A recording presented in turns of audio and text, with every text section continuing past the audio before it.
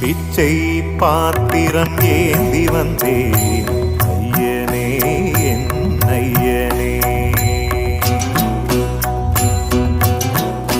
யாமொரு பிச்சை பாத்திரம் ஏந்தி வந்தேன் ஐயனே என் ஐயனே.